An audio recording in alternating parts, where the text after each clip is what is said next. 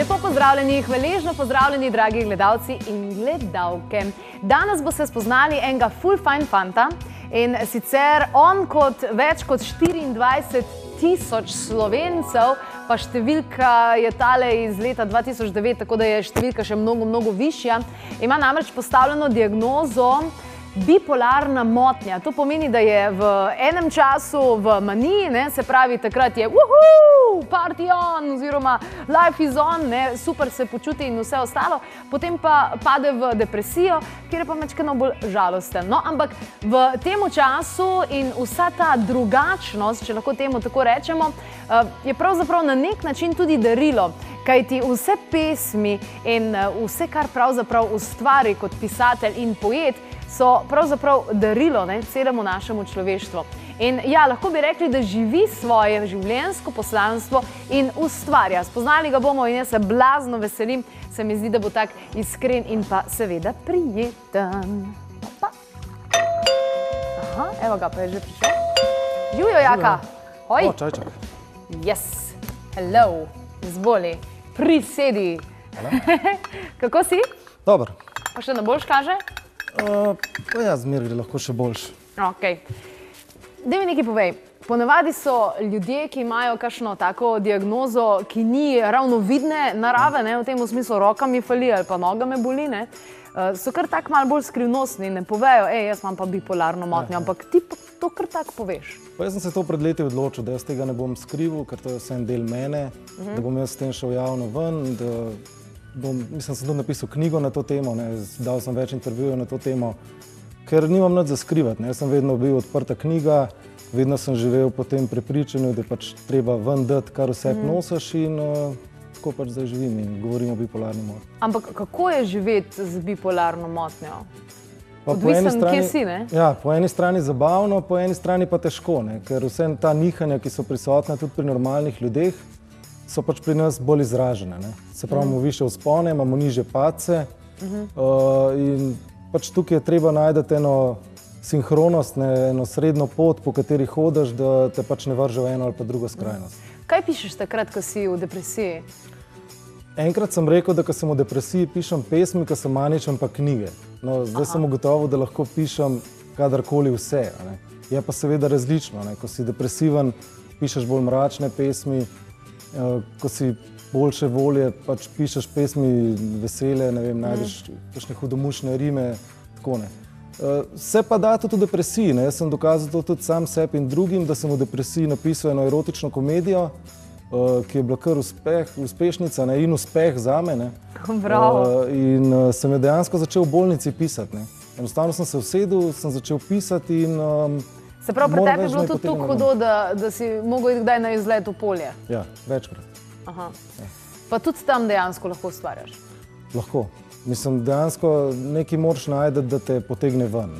Ko si ti v primežu depresije, enostavno moraš najti eno rešilno bilko, neko stvar, moraš nekaj začeti ustvarjati, da te potegne ven iz te melanholije, iz te sivine, iz teme, kakorkoli temu rečemo. Ampak recimo, glede na to, da tukaj odkrito govoriš o tem, moram vprašati. Recimo, ko si v depresiji, pa se tvoji bližnji verjetno prihajajo do tebe, pa ti rečejo, se bolj, dej kul, dej gremo ven, gremo žurat, ali pa a gremo na pijačo ven. Kaj si misliš takrat? A ti pomagajo te ljudje, ali si misliš takrat, pa dej pusti me na mir, pa peti stran? Pa takrat bi najraje imel mir, Čeprav je fajn, da te potegnejo ven, da greš ven na zrak, na sprehod, mogoče tudi med ljudi, čeprav z depresijo je dostikrat povezana tudi tesnoba, In to pomeni, da si med ljudmi, pa te enostavno zagrabi nek paničen napad, neka tesnoba in potem naslednjič pač ne boš šel med ljudi, ne boš šel na kavo, ampak boš raje ostal doma.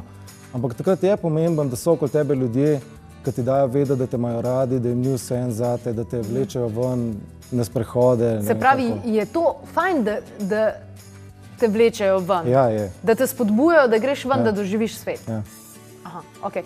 Kaj pa recimo, ko si v maniji, povedal si, da si dejansko tudi takrat ustvarjalen, celo tvoja želja je... Takrat si zelo ustvarjalen, Takrat je tvoja želja, da ustvariš založbo Manični poet. Kaj pa, ko si v maniji, kdaj prepoznaš, da si v maniji?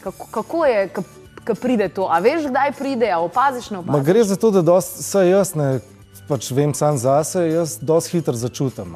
da se že pripravlja manija. Temu se reče hipomanija, to je neka blaga manija, v kateri je vse super. Imaš ful energije, ful si ustvarjalen, ful govoriš, ne vem, vse. In jaz to čutim. Ampak, ko mi drugi rečejo, nekaj ni v redu, ne, pazi se, si pač rečem, pa zakaj? Saj jaz imam polno energije, vse je v redu, super se počutim, zbudim se že nasmejan, kdo si ne bi tega želel, cel dan sem polno energije, ne. In seveda je težko iz tega izprešti, ne. Takrat reči, ok, bom pa zdaj vzel mogoče kakšen tablet več, bom šel k psihiatrinji pa bom povedal, ker pač enostavno Si fajn. je to fajn si, ne. Pač predober feeling je to, da bi se mu odrekel, ker tako, to je tako kot droga. Ok, ampak zdaj, če jaz prav razumem, se pravi, si v feelingu, ful si ustvarjalen, vse lahko delaš, fajn ti je, gruvaš, muvaš in vse ostalo. Drugi ti pa govorijo, lej, mečken si, ne, v luftu, kakorkoli pač že, ne, in jim tega ne verjameš, nočeš jim verjeti. V bistvu jim verjameš, no, verjameš in veš, da imajo prav, saj jaz v mojem primeru, ko se mi je že večkrat to zgodilo, da sem pač pristal v bolnišnici, ampak enostavno je pač predober občutek, da bi iz tega šel ven. To je zdaj težko razumeti mogoče, Seveda. ampak tako je. Ampak verjetno moraš imeti nekoga, ki mu res zaupaš. Ja, seveda. V tem smislu, da če ti bo on rekel, ljubček, ljubica, kakorkoli, Samo ne? moraš imeti vsaj enega človeka, ki mu res zaupaš, ki mu 100% verjameš, ki veš, da ti hoče samo dobro, da te ima rad. Vsaj enega tazga človeka, jaz si imam sreči več. No. O, super. In kako se potem trudiš ohraniti to ravnovesje v tvojem življenju? S pisanjem. S pisanjem? S pisanjem, z založništvom, z delom, pač delam tudi v računovodstvu. Pač enostavno si najdem ene projekte, da si zapolnim dan. Ne. In ne razmišljam pol toliko vse po počutju, a se slabo počutim, a se dobro počutim. Enostavno delam in zvečer pač zaspim. In skozi pisanje jaz enostavno pač dajem ven to energijo, ki se v meni kopiči. Zdaj je to negativna energija, je to pozitivna energija, sej to imamo vsi, imamo vse poboje. Ne. Ampak jaz takrat, ko mečem to na papir oziroma na ekran skozi tipkovnico, jaz enostavno, mislim, to je kot kanal, ne. To gre enostavno čez mene ven in s tem jaz sebe čistim. Jaz rečem, da pisanje zame je najboljša terapija. Če pa še nastane kaj takega, ko potem izdam, to pa še toliko bolj. Koliko si bil do zdaj že ustvarjalen? Kaj vse si že izdal? Napisal sem 6 knjig, izdal sem 4. Ja. 2 romana, eno avtobiografsko knjigo o bipolarni motnji in pa pesniško zbirko. Ta je bila zdaj zadnja, zdaj imam pa še pač v nastajanju, oziroma je že napisan, pa je treba izdati. Nadaljevanje prvega romana in pa en čist nov roman, ki je pa tudi zanimiva zgodba zadnji, kako je nastal. Ne. In sicer mi je ena rekla prijateljica, da bi rada imela knjigo za na plažo. Jaz mi rečem, da moj vrhunec je pač to, da napišem knjigo za na plažo. Okay. Tako kot je bil recimo Doktor Roman. In je rekla, da bi imela knjigo za na plažo. Ne. Sem rekel, ok, ti bom pa jaz napisal knjigo. Ne. In je dejansko v dobrih 2 tednih nastala knjiga, ki bo zdaj, mislim, da za to plažno sezono pač zunaj. Bravo. In kako se bo imenovala? Pokanje mehurčkov. Pokanje mehurčkov. Ja pa je, ne, tak lahkoten naslov, glih za na plažo. Ja. Kaj bi recimo lahko svetoval vsem tistim, ki so v maniji ali pa v depresiji oziroma živijo za bipolarno motnjo? Predvsem, da naj začnejo nekaj ustvarjati. Ne. Ali naj se začnejo športom ukvarjati, ali naj začnejo pisati, ali naj začnejo risati, ali naj začnejo na kakšne krožke hoditi. Naj se zaposlijo. Ne. To je, mislim, da, ker enostavno nekaj rabiš, da to gre ven, po drugi strani pa to, da ne razmišljaš o tem. Ne. Predvsem v depresiji je to kritično, da zelo veliko razmišljaš o sebi. In takrat imaš negativne misli o sebi in pač misliš, da je vse slabo, da si grd, da nisi dober, da nimaš nič za obleči. Takrat je zelo pomembno, da nekaj počneš, da se zamoti. Okay. Mogoče še eno vprašanje, glede na to, da si bil tudi v polju in vse te zadeve. Kako pa recimo gledaš na zdravila tam? Zdravila jemljem, Ja? sicer zelo nerad in se dosti pritožujem, da jih imam preveč, ampak mi pomagajo. No. Dobro. Vsem te stabilizirajo, da lahko normalno funkcioniraš, da nimam nekih hujših izpadov in to je zelo koristno. Tako da jaz mislim, da zdravila je treba jesti. Je pa treba pač tudi se dogovarjati s psihiatrom pa jim povedati, kaj občutiš ob jemanju teh zdravil. Ne.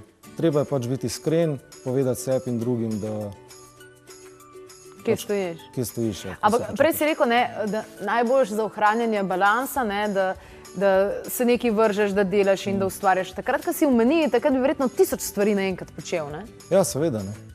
Seveda, se tudi jaz recimo takrat dosti pišem, pa kakšno stvar to dobro napišem, ampak imam toliko enih različnih spektrov, kaj bi takrat napisal, da dostikrat nič ne rata, ne. Ali pa nekaj začnem, pa na drug projekt skočim, pa bi še to delo, pa uno. Se pravi, zbrati si ene dve stvari, pa se jih držati. Fokus. In v depresiji, in v maniji, fokus in se držati tega. Si kdaj poskusil jogo, pa dihanje, pa kakšne take stvari? Sem tudi jogo poskusil, sem tudi meditacije. V bistvu nekako se je lih ravno z meditacijami, se je meni pač ta bipolarna začela, zdaj je to slučaj ali ne vem. Ampak sem poskusil in mi je pomagal. No. V bistvu vsaka stvar, ki sem se jo lotil v življenju, mi je dala nek del sebe, zaradi tega sem tak, ki sem danes. In tako to je. Bi lahko rekel, da je ta diagnoza tvoje darilo? Ja. Ne bi zamenjal. Ne bi.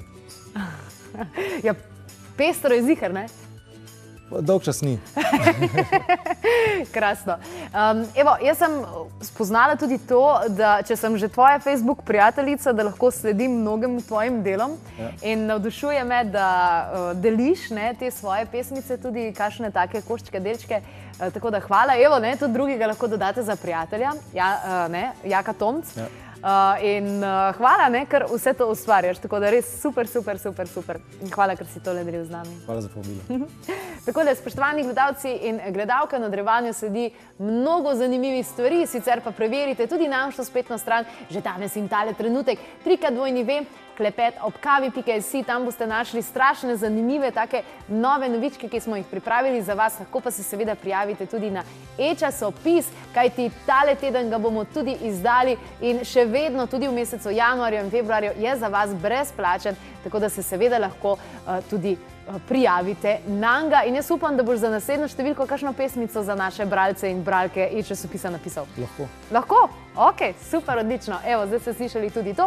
Ostanite v naši družbi in naj vam bo svetleje.